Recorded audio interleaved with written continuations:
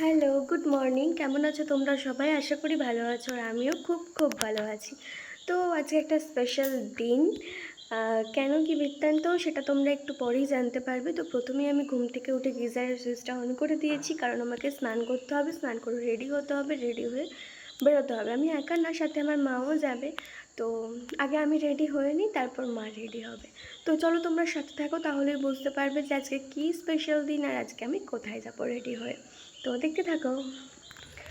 আমরা রেডি হয়ে বেরিয়ে তো গিয়েছি, কিন্তু আমাদের এখান থেকে টোটো পাওয়া ভীষণ মুশকিল, আর যেখানে যাব সেটা আমাদের বাড়ি থেকে ডিস্টেন্সটা অনেকটাই। তো দেখি টোটো পাই কি না। আর শাড়ি পরেছি আমি, শাড়ি পরেছে মা। কোথায় গেল মা? ওই যে মা দূরে। শাড়ি পরেছি।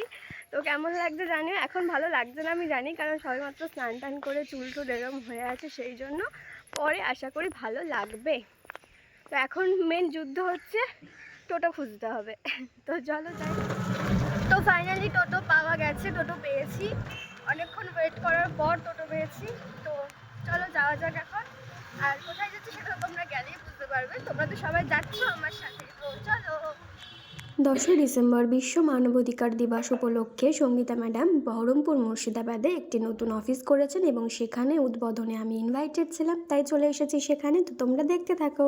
তার কারণ বহরমপুর শহরের মধ্যে আমি কাজ করে গেছি, আর একদিনের ডাকে আমরা যে এতজন একত্রিত হব এটাও আমি ভাবতে পারিনি। এখন চারটে মানুষ পাওয়া নয়, দুটো মানুষ পাওয়া, মানে একটা মানুষের পাশে আর একটা মানুষ পাওয়াটাই এখনকার দিনে বিরাট টাফ। আর সেই সিচুয়েশনে আমরা যে 40-50 জন উপরে এখনো আছে, বাইরে আসছে রাস্তা এখনো, আমরা যে 40-50 জন আছি এই বহরমপুর টাউনেই, এটা আমাদের কাছে সব থেকে বড় পাওয়া, যে ডাকলেই অন্তত বিপদে আপদের মধ্যে প্রত্যেকের পাশে আসবো। আজকে বেসিক্যালি আমার আজকে থাকার কথা দিল্লিতে।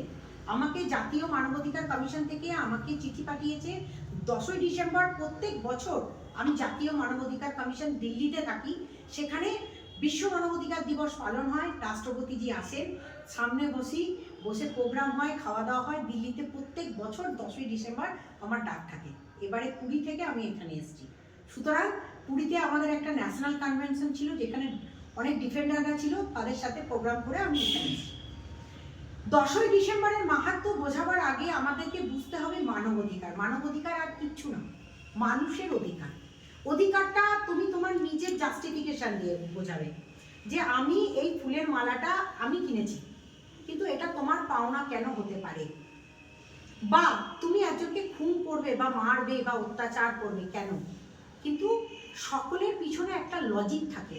আর সেই লজিকটা যদি হয় নিজের বাঁচার তাগিদে তোমাকে কেউ মারতে এসছে, তখন তুমি তাকে পাল্টা মেরেছো নিজের রক্ষার্থে, সেটাও কিন্তু মানবাধিকারের পাটের মধ্যে পড়ে।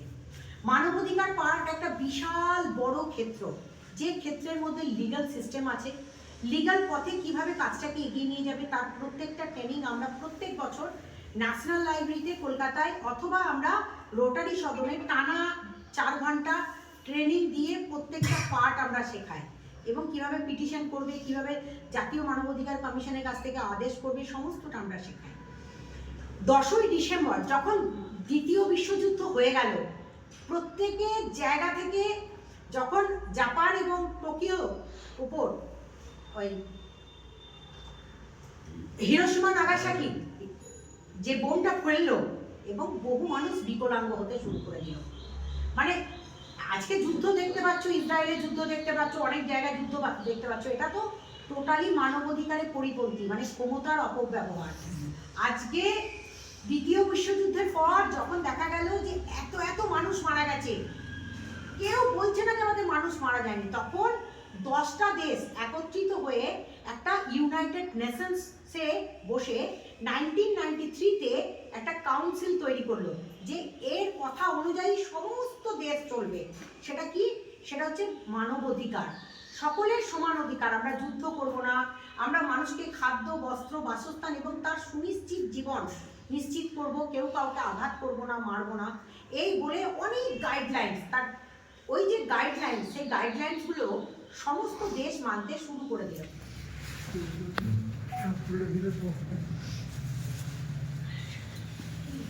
ফুল একটু সবাই দাও, সবাই দাও।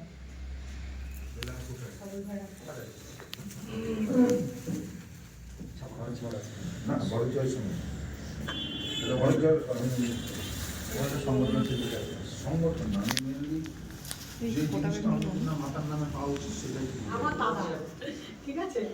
এই দাও দাও দাও, বরণের উত্তরীয় দাও আর বুকে দাও দাও।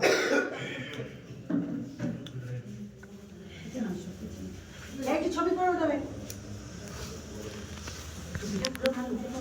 এই দাদা টাকা কাছে ও টাকা কাছে খাই দেবো আর টাকা দিবি না আজকে।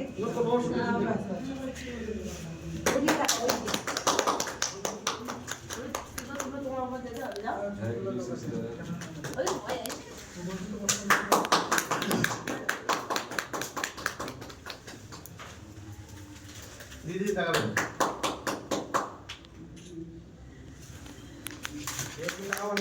ধরিত্রী, তুমি ফুলের বুকেটা করে এসো, চলে এসো। ধরিত্রী, ফুলের বুকেটা দেখাও। ছবিটা তুলে দেবে তো। তুলে দাও তো ছবিটা। দাঁড়াও, ওইদিকে তাকাও, ওইদিকে তাকাও। ওই দাঁড়া। ধন্যবাদ দিদি। হাত দাও দিদি, হাত দাও। আমাদের আরেকটা একটু সত্যি হবে, তাহলে ওই ফেস্টনটা ঠিকঠাক ফেসবুকে আসছে না, না? ফেস্টনটা না দাঁড়াও। আমার এই ছোট্ট ডাক্তারবাবু, ঠিক আছে, আমাকে বরণ করে নিচ্ছে। উনি আমায় খুব ভালোবাসেন, আমার কাজকে প্রচন্ড অ্যাপ্রিসিয়েট করেন। ঠিক আছে, থ্যাংক ইউ। আশীর্বাদ করবেন। একদম এটা এরও যাতে করে শ্রীবৃদ্ধি হয় সেটাই তোমরা আশীর্বাদ করো, ঠিক আছে?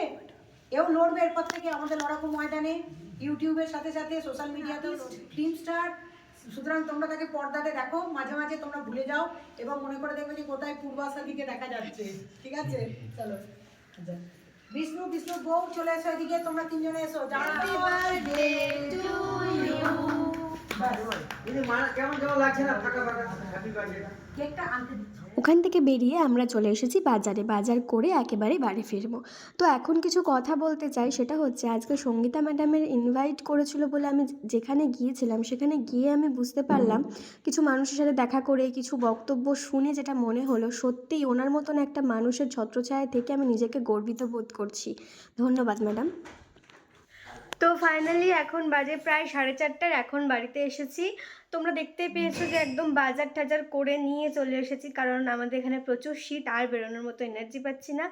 আজকে আমার অন্য কোথাও যাওয়ার ছিল, তো সেখানে আমি এখনও পর্যন্ত জানি না যে আমি এনার্জি পাবো কি না যাওয়ার। যদি না যায় তাহলে তো তোমরা লাইভে সেটা দেখতে, লাইভে আমি আসবো, তোমরা লাইভে এসো। তো চলো, আপাতত ভিডিওটা এখানেই এন্ড করছি। টাটা, সবাই ভালো থেকো, সুস্থ থেকো, দেখা হবে পরের ভিডিওতে। আর রাত্রেবেলা ঠিক রাত 9টায় লাইভে। টাটা।